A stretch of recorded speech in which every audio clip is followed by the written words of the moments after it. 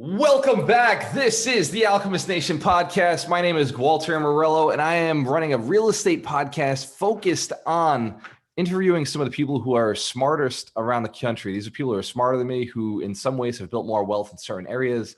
And today we've actually got someone who is going to teach us how to untap your 401k and your IRA, so you can actually still buy real estate, and you're not locked into just those equity assets. So Clay Malcom, welcome to the show. Hey, Walter, good to see you. Glad to be here. Good to see you again. Excellent. So Clay, how'd you get involved in all this? Like, you're kind of a magician when it comes to the 401k and the IRA. And these are products I've owned before, back when I used to work my 9-to-5s. And I essentially just wiped them out and paid the penalties and bought real estate with them.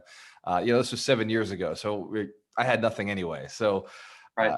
What would you say was your draw to getting into this company? Well, I think that the thing for me was I had contributed to IRAs and 401ks, and they weren't doing enough for me. And I really wanted to find out more about it. And then I just as my interest grew, I just happened to find a job in the industry. So, and the great thing about that, of course, is that, not only did I get to, learn about the extreme details and all of the special things that go into IRA investing in real estate, but I also get to interact with groups and experts like yourself. So I'm learning about real estate. I'm using my IRA to invest in real estate. So it's been a great combination for me. Absolutely. Makes sense. So you just mentioned that you actually use your own IRA. You actually practically apply a lot of this. That's kind of the people that I gravitate towards for advice. If somebody's selling me something they don't use personally, I'm not interested. But if somebody's selling me something that you actually use every day in your own life, well, tell me more. How'd you get started in real estate in the first place? Well, my first start in real estate was I was an accidental landlord. I owned a house, I moved out, and I just kept it and rented it, and saw how well that was working. And so that just really fueled my interest in real estate investing. And of course, stock market bumps in 2000 and, other times and things like that have made me a little wary. And so I've always wanted to be able to be diversified, but also to get the best returns. I'm putting this money into a tax advantaged account that can grow faster maybe than my personal money because of the tax advantages. So I got to find the thing that makes that money the most money. Right. And so that's really how I kind of got there. That's pretty cool. So accidental landlord, what state or what city did you start out in? Where do you live right now? Denver, Colorado. Yep. Awesome. So what'd you buy? Was it a condo or a single family? I now have 2 single family holds there. And now I'm in Atlanta looking for things in Atlanta. No kidding. Atlanta, Georgia? Yes. No kidding. All right. So you're like me. You traveled the country a little bit, seeing where you like. So 2 single families in Denver. Those are not cheap anymore. No. When did you pick those up? One of them was quite a while ago. So I think I bought it in 2001. And then the other one I bought,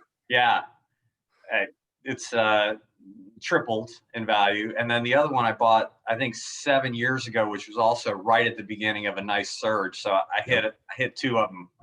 That's awesome. That is, and single families are an appreciation play. So when you buy them at the right timing, it could change your life. Absolutely change your life. And I'll tell you one other thing too, Walter. So my IRA, when I purchased my first rental property in my IRA, it was in Kansas City, which also was an up and coming market. So keep my fingers crossed that the luck keeps up. I love that. So do you still own that one in Kansas City, or is that one you've let go? I let go of that one and moved on to some other stuff. I've actually done quite a bit of things in my IRA with real estate. So I've made loans to fix and flippers, some land speculation, a number of things. So it leads me into my next question, which is, did you pay taxes when you sold that house in Kansas City? Did you get a gain, and did you pay taxes on it? Yes, I got gains, no taxes. And that's because it all rolls back into the 401k IRA. Correct. So in contrast to the strategy that some people use, which is to, hey, I'm just going to get rid of all these accounts that I've contributed to and move that money to where I have total control of it instantaneously and it's in my personal world, which is, I get that strategy. But in contrast to that, what's happening here is the IRA, that money is still in the IRA, even though it's being dispersed to purchase the property and to pay for insurance and taxes and all that kind of stuff that we know we need to do. that money is still considered to be in the sphere of the IRA. So it's tax protected. So that when those returns, the profits come back, they come back and they're not taxed. And that means that they can compound faster, right? So all of the proceeds from that real estate deal came right back. So I had more money to invest in the next thing. So that compounding effect is really one of the things that a lot of financial advisors will tell you. That's one of the great things about the account. I mean, today you and I are talking about basic knowledge of that this money is active. It doesn't have to be distributed. You don't have to take the tax hit in order to get it engaged in real estate investment. So that's really how, you and I talked about this topic. But the idea is that there is some contrast to different strategies when you think about how do I want to engage this money in real estate. Yeah, I definitely want to dive into that. We've got about probably 20 minutes left on our call, so we are definitely going into the details on this. And Clay, so far I'm impressed. You've gotten some real estate deals done. You've done it in the IRA. So not only are you just talking theory with us, you actually have done and accomplished some of these activities. So before we dive into it, Clay, if somebody did want to reach out to you and get your contact information, I'm going to ask for that at the end. I have a virtual assistant who comes in and ties all this in. So he just listens to like the first 5 minutes and the last 5 minutes. So I want to make sure that we have access, and don't let me forget to bring that in. Before we go back into the details of the IRA and 401k, is this a self-directed? Is this I'm trying to think of another EQRP or what is this product actually called? Well, this is a great question because the vocabulary can be really confusing for folks. Right. So let me start in the IRA world. The term self-directed IRA it's not a legal distinction. It's not an account type. It's actually just a descriptive term.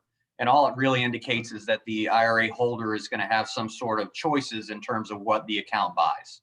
So Schwab and Fidelity and those guys, they have self-directed IRAs, but what it means is that you get to pick from 10 mutual funds or this set of stocks. So I think I was in one of those once, and it didn't feel very empowering. Well, it gives you some latitude, but not very much, right? Right. And so really, what I think, if you're looking to be an IRA investor, you're looking for an IRA custodial entity or IRA provider that handles quote unquote alternatives, and specifically real estate. And so there are companies like the one I work for that specialize in those alternative assets. So those are the things that we do the custody for.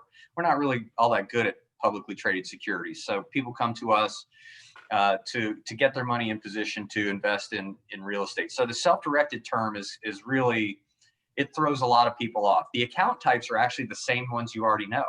Traditional IRA, Roth IRA, solo 401k, that's a little bit different animal. I'll talk about that in a second.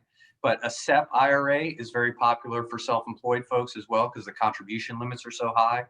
And even your health savings account, your HSA, can be a real estate investor. It is an individual custodial account. And I see that some HSAs have a little bit less cash value.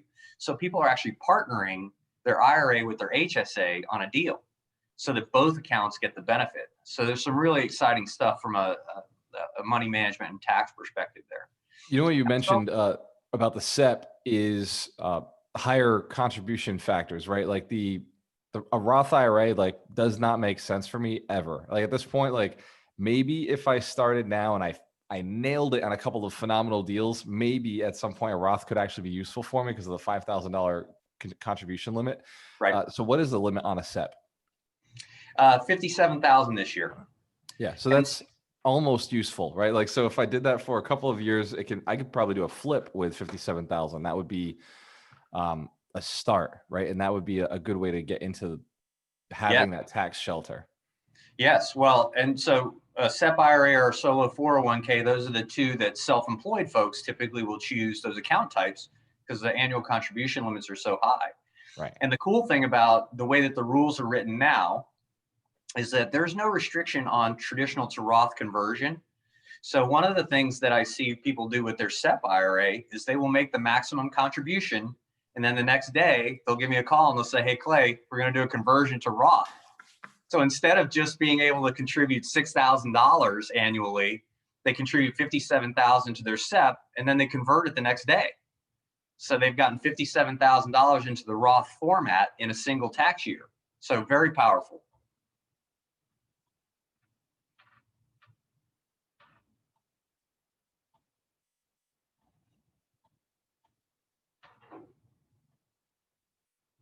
So Walter, you've frozen on me. I'm not quite sure where we are here.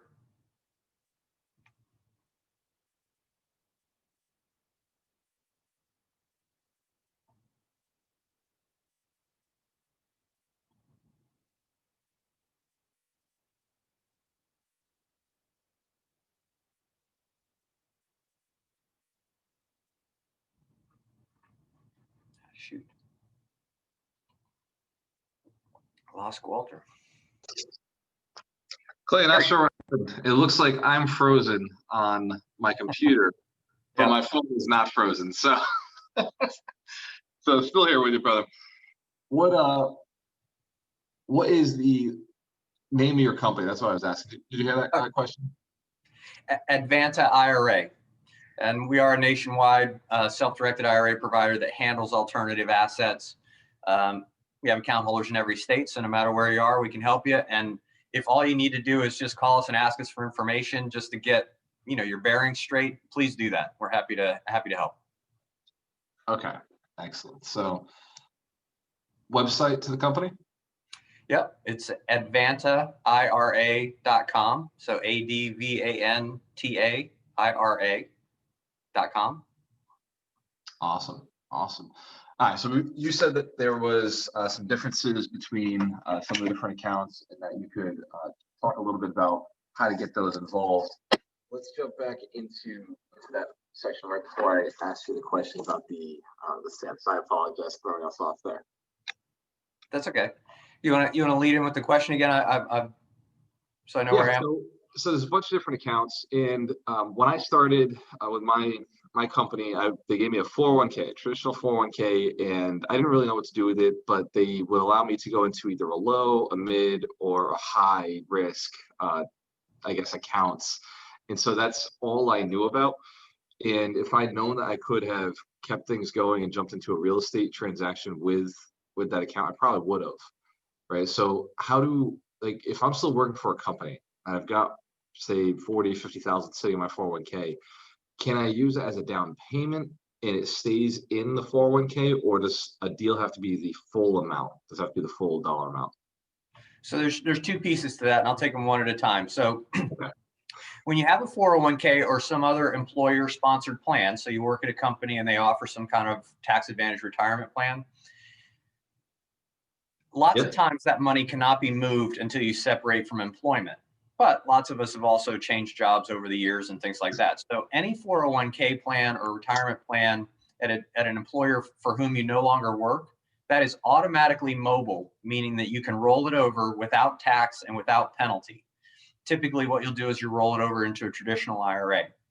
Now there are some variations there, but understand that money can be moved, again, without tax and without penalty, just to a different custodian, and be put into position to invest in real estate.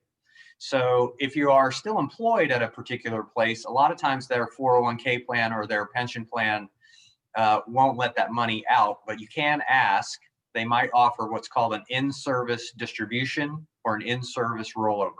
So it's definitely worth asking if you can get some of that money moved into position to invest in real estate.